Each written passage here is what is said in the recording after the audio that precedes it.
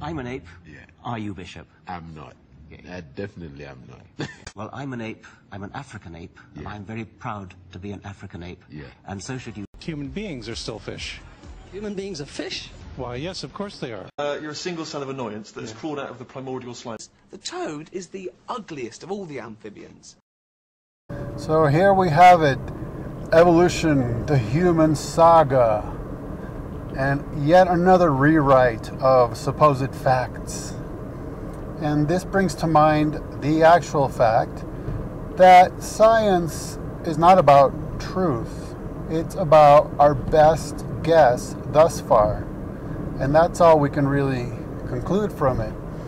And I mean particularly when we're dealing with a soft science that relies so heavily on personal interpretations via worldviews or schools of thought or professional rivalries.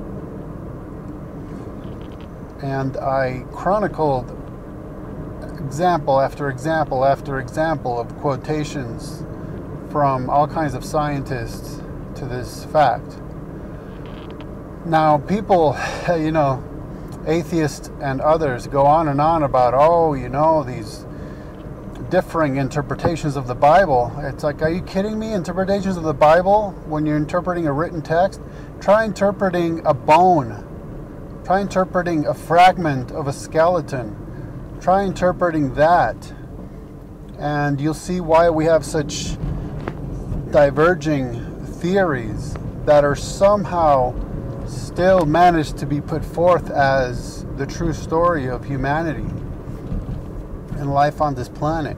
So here we have the most current of reworkings, rewritings, yes, taking into consideration the latest facts, and that's all well and good, of course. But the point being, you can't build your worldview on the interpretation du jour by evolutionists, because you'll be claiming that you have the facts of the matter and besmirching those who disagree with you, only to have to change your story in a day or a month or a year or 10 years. And this is one of the strange things about evolution. If you were to say something like, oh yeah, well, the theory of evolution doesn't explain how life came into being, and they'll tell you, well, you're misrepresenting evolution. Well, then where is it? Where is this grand theory of evolution? I mean, how do you know I'm misrepresenting it? Where is it exactly? You can't point to Origin of Species by Darwin, because that's all but discredited in being outdated, right? That's why you had neo-Darwinism, and that's why you have who knows what the next band-aid to be placed upon that theory is going to be. So how could I be misrepresenting something that doesn't really exist tangibly anywhere? I mean, what is the theory of evolution? What are you supposed to read everything in every library on Earth to figure out the theory? Because the second I say something like this, someone will write a Twitter-sized statement and say, oh, the theory of evolution is thus and such. Okay, but who made you the authority? And what's to keep the next person to say, no, you didn't get it right, it's actually thus and such?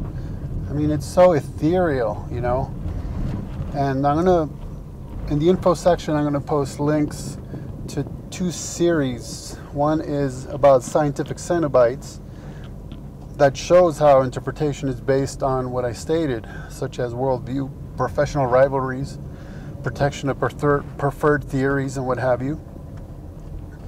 And the other one is on Darwinian stories, because if you notice, the overwhelming majority of everything that any evolutionist will ever tell you, if you stop and think about it, it's actually a story. They're just concocting stories.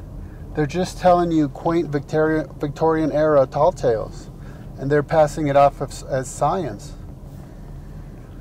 Next time you deal with that, think about it. Did they present me actual evidence, or did they just invent a story?